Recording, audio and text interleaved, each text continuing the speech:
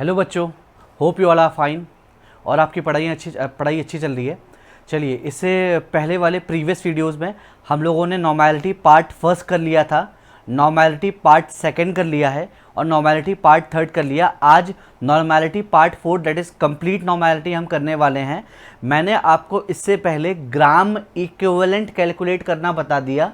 हमने किसी एसिड के लिए, किसी बेस के लिए, किसी सॉल्ट के लिए, किसी आयन के लिए और किसी ऑक्सीडाइजिंग और रिड्यूसिंग एजेंट के लिए क्या किया था, ग्राम इक्विवेलेंट निकालना सीखा, इक्विवेलेंट मास निकालना सीखा। और इक्विवेलेंट मास निकालने के बाद अब आज का जो आपका टॉपिक हो जाता है वो हो जाता है ग्राम इक्विवेलेंट।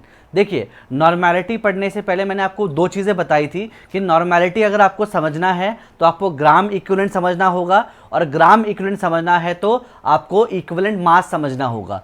इक्विवेलेंट मास तो आपने कंप्लीट कर लिया, अब आज क्या करने वाले हैं, ग्राम इक्विवेलेंट समझने वाले हैं। मैं फटाफट से आपकी ग्राम इक्विवेलेंट की डेफिनेशन लिख दे रहा हूं और उसके बाद हम चीज़ें आगे करेंगे। देखिए, अगर मैं ग्राम इक्विवेलेंट की बात करूं तो ग्राम इक्विवेलेंट बहुत सिंपल चीज़ होती है। अगर आपको ग्राम इक्विवेलेंट लिखना है, ग्राम इक्विवेलेंट लिखना है तो जो बेटा ग्राम इक्विवेलेंट होता है ना, ग्राम इक्विवेलेंट होता है आपका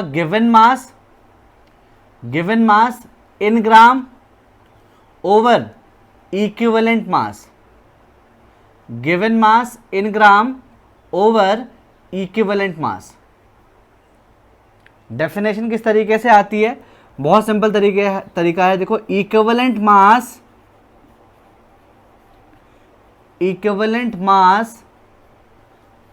of any substance in gram is known as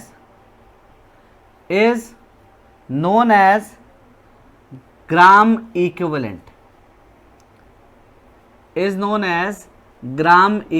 तो देखिए, ग्राम इक्विवेलेंट का मतलब क्या है, जब आप किसी सब्सटेंस के इक्विवेलेंट मास को, देखो क्या बोला है, equivalent mass of any substance, किसी सब्सटेंस के इक्विवेलेंट मास को जब आप ग्राम में लिख देते हो तो उसे हम ग्राम इक्विवेलेंट बोलते हैं। ठीक है, जो ग्राम इक्विवेलेंट है वो बेसिकली, जैसे हम लोगों ने, मतलब ग्राम इक्विवेलेंट भी एक तरीके से पार्टिकल को काउंट करने का तरीका हुआ। जिस तरीके से हमने मोल पढ़ा था, मोल एक मेथड था काउंट करने का। जैसे 1 मोल का मतलब 6.022 मल्टीप्लाई बाय 10⁻23 एलिमेंट्री पार्टिकल्स होता है। जिस तरीके से 1 मोल एक काउंटिंग का तरीका था, उसी तरीके से ग्राम इक्विवेलेंट भी एक काउंटिंग का मेथड है, ये भी एक काउंटिंग का तरीका है। ठीक है, मतलब ये भी एक आपका एक काउंट है, ये भी एक क्या है, काउंटिंग का तरीका, ये भी एक काउंट है। एक और डेफिनेशन, मतलब ये भी एक सेट ऑफ पार्टिकल है। हम एक और डेफिनेशन लिख सकते हैं, इसको आपने नोट कर लिया होगा, मैं दूसरा भी लिखा ले रहा हूँ।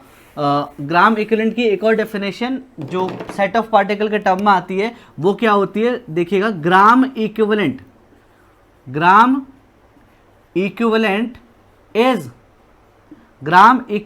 is also a set of particle,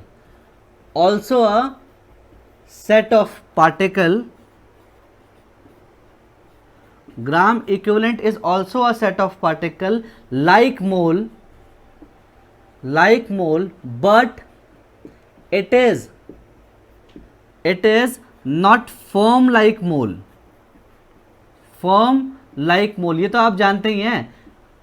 जो ग्राम इक्विवेलेंट है वो भी एक सेट ऑफ पार्टिकल है, जैसे मोल होता है, लेकिन ग्राम इक्विवेलेंट एक फर्म क्वांटिटी नहीं है, मतलब फिक्स नहीं है। क्यों नहीं फिक्स है, क्योंकि ग्राम इक्विवेलेंट इन्वर्सली डिपेंड कर रही है इक्विवेलेंट मास के ऊपर। और हमने इक्विवेलेंट मास की सारी कहानी पढ़ी है कि equivalent mass variable set of mass होता है, ये वेरी करता रहता है कंडीशन के ऊपर। अब अगर इक्विवेलेंट मास ही फिक्स नहीं है तो क्या ग्राम इक्विवेलेंट फिक्स हो सकता है, नहीं हो सकता। ये भी एक सेट ऑफ पार्टिकल है, जैसा मोल होता है वैसे ही ग्राम इक्विवेलेंट भी होता है, बट मोल आपका एक फर्म क्वांटिटी है, मतलब वो फिक्स क्वांटिटी है, लेकिन ग्राम इक्विवेलेंट फिक्स क्वांटिटी नहीं है, क्योंकि ये इक्विवेलेंट मास के ऊपर डिपेंड कर रही होती है। ठीक है, थोड़ा सा हम फॉर्मूला बना रहे हैं, इसको मैं रेज कर दे रहा हूं, आप लोग ने नोट कर लिया होगा इसको। बाकी आप क्या करेंगे, पॉज करके इसके स्क्रीनशॉट लेकर के या साथ ही में इसको नोट करते रहिए, मैं यहाँ पर इरेज करता रहूँगा इसको। ठीक है, देखो, अगर मैं फॉर्मूले की बात करूँ, जैसे नंबर ऑफ मोल्स का फॉर्मूला था, नंबर ऑफ मोल्स का फॉर्मूला क्या था, गिवन मास ओवर मोलर मास ना, ये था given mass over molar mass, but gram equivalent का फॉर्मूला क्या होता है, ग्राम इक्विवेलेंट का फॉर्मूला क्या होता है, ये होता है देखो given mass over equivalent mass. क्या होता है, ये होता है given mass over equivalent mass, E नीचे आ जाएगा यहाँ पर, ठीक है। मतलब मैंने आपको पहले ही कहा था कि इसीलिए हमने ग्राम इक्विवेलेंट को समझने से पहले इक्विवेलेंट मास समझा, क्योंकि गिवन मास तो आप जानते हैं लेकिन इक्विवेलेंट मास के बारे में आप नहीं जानते थे, इसीलिए हमने इक्विवेलेंट मास पढ़ाया आपको। अब थोड़ा फॉर्मूला चेंज कर रहा हूं मैं, थोड़ा आगे ले जा रहा हूं, क्योंकि इक्विवेलेंट मास क्या होता है, इक्विवेलेंट मास का मतलब क्या था, गिवन मास ओवर फैक्टर ना, या मोलर मास ओवर फैक्टर था।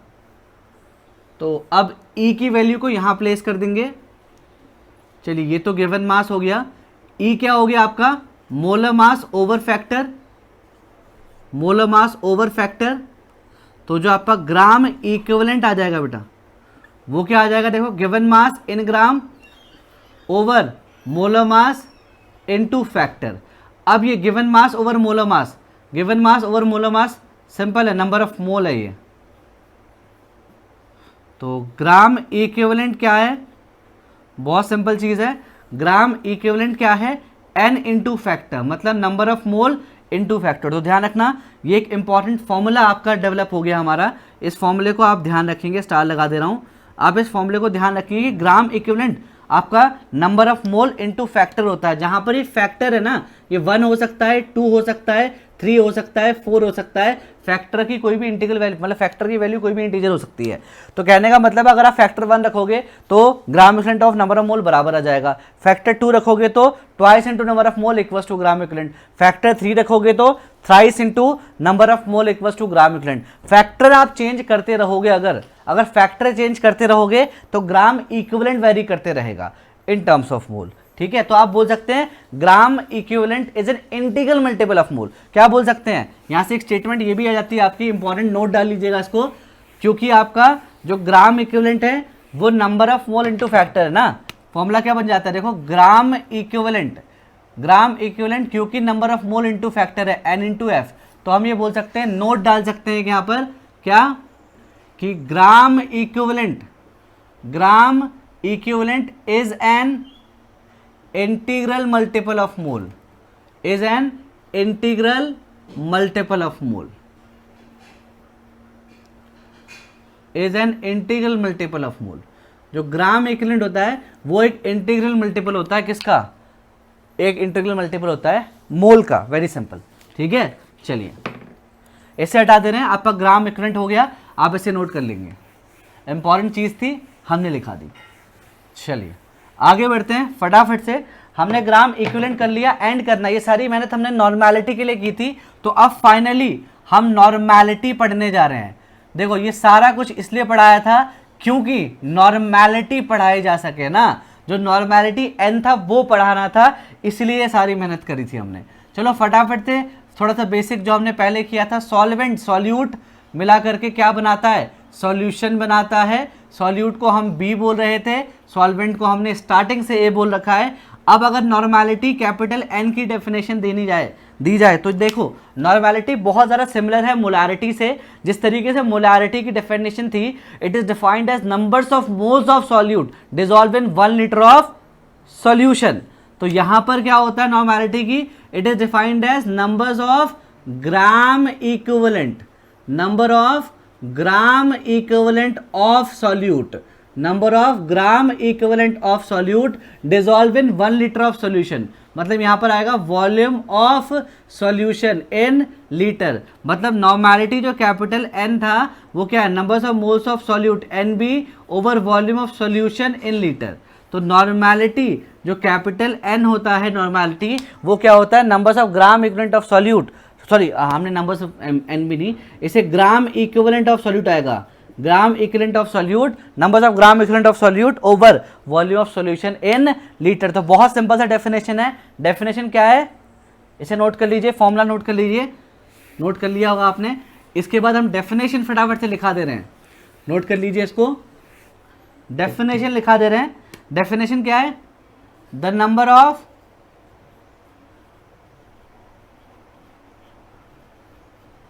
Of gram equivalent, the number of gram equivalent of solute, number of gram equivalent of solute dissolve in 1 liter of solution, dissolve in 1 liter of solution, मतलब कितना solute dissolve हो रहा है, number of mole of gram equivalent, कितने gram equivalent dissolve हो रहे हैं 1 litre solution में। ठीक है, फॉर्मूला क्या था, ग्राम equivalent of solute in 1 litre of solution. Very simple. थोड़ा फॉर्मूले को एक्सपेंड करते हैं। ग्राम इक्विवेलेंट क्या होगा, आप जानते हैं जो ग्राम इक्विवेलेंट होता है, अभी आपने किया था ना, ग्राम इक्विवेलेंट क्या था, ये था given mass over equivalent mass, मतलब mass of solute in gram over equivalent mass EB of solute. अब ग्राम इक्विवेलेंट ऑफ सॉल्यूट लिखना है तो क्या आएगा, given mass of solute in gram over equivalent मास ना, ये भी ग्राम इक्विवेलेंट ऑफ सॉल्यूट लिखोगे आप इसे, ये ईबी आएगा इनटू वीएस इन लीटर। एक और फॉर्मूला बना रहे हैं, यहाँ से रिलेशन डेवलप कर रहे हैं। अब देखो जो ईबी होता है, EB equivalent mass, equivalent mass क्या था, ये था equivalent mass molar mass over factor, तो एम बी ओवर एफ हो जाएगा ईबी, तो इसे चेंज कर देंगे तो एन क्या आ जाएगा आपका, अगर मैं हाँ एन आ जाएगा, ये given mass in gram over M B over F into V S in litre. ठीक है, अब क्या करना है, या आप ईबी को अगर आप ओपन भी नहीं करोगे, ईबी को अगर आप यहाँ भी भेज दोगे एन इंटू ईबी, ये गिवन मास, ये आपका गिवन मास इन ग्राम, ये क्या है, given mass in gram over volume of solution in litre, given mass in gram over volume of solution in litre. ये चीज़ क्या होती है, ये होती है ग्राम पर लीटर, दिस इज ग्राम पर लीटर। तो देखिएगा ग्राम पर लीटर कॉन्सेंट्रेशन, ग्राम पर लीटर कॉन्सेंट्रेशन क्या आ गया, नॉर्मेलिटी इनटू ईबी। ये बहुत सिंपल फॉर्मूला, एक और फॉर्मूला डेवलप हो गया, एक और रिलेशन डेवलप हो गया, क्या कि ग्राम पर litre concentration given mass over volume of solution in litre, given mass over volume of solution in litre. ये क्या होता है बेटा, ये होता है ग्राम पर litre concentration, given mass over volume of solution in litre, ये होता है ग्राम पर लीटर कॉन्सेंट्रेशन। और यहां पर जो ग्राम पर लीटर कॉन्सेंट्रेशन है वो नॉर्मेलिटी इंटू ईबी के बराबर है, मतलब नॉर्मेलिटी इंटू इक्विवेलेंट मास के बराबर है। तो ठीक है, एक और नॉर्मेलिटी तो कर लिया हमने, बट एक और रिलेशन डेवलप कर लिया किसके बीच में, ग्राम पर लीटर कॉन्सेंट्रेशन और नॉर्मेलिटी के बीच में। जिस तरीके से हमने मोलैरिटी और ग्राम पर लीटर के बीच में डेवलप किया था, उस तरीके से हमने ग्राम पर लीटर और नॉर्मेलिटी के बीच में भी डेवलप कर लिया। ये भी आपके लिए एक इंपॉर्टेंट फॉर्मूला, इंपॉर्टेंट एक्सप्रेशन हो जाता है, इसे आप लोग ध्यान रखेंगे, याद कर लेंगे, लर्न कर लेंगे, आगे जाकर के हम सवालों में इसे अप्लाई करने वाले हैं। ठीक है, तो ये थी कहानी नॉर्मेलिटी की। काफ़ी लंबा लेक्चर हो गया ये, क्योंकि मैंने पहले ही कहा था नॉर्मेलिटी बहुत वाइड कॉन्सेप्ट है, 4 अलग अलग पार्ट्स में पढ़ाया गया है। जो पार्ट 4th देख रहा है वो पार्ट 1st, 2nd और 3rd में ज़रूर जाइए, आपको वीडियो मिल जाएंगी चैनल की लिंक में, आपको part 1st, part 2nd, part 3rd तीनों मिल जाएगा। Normality part 1st, part 2nd and part 3rd, part 4th करके हम लोग ये 4 अलग अलग टॉपिक्स कवर कर रहे हैं। है एक ही पार्ट, पूरा कंप्लीट नॉर्मेलिटी एक्सप्लेन कर दिया है मैंने कि नॉर्मेलिटी के अंदर ग्राम इक्विवेलेंट किस तरीके से समझाते हैं, नॉर्मेलिटी के अंदर इक्विवेलेंट मास किस तरीके से पढ़ते हैं। हमने कंप्लीट आपका करीबन ये 1 आवर से ऊपर का लेक्चर बन जाता है ये चारों मिला करके, तो इसमें हमने कंप्लीट नॉर्मेलिटी समझा है। और ठीक है, फिर आज के लिए इतना ही। बाकी जो चैनल में नए हैं वो चैनल को सब्सक्राइब कर सकते हैं।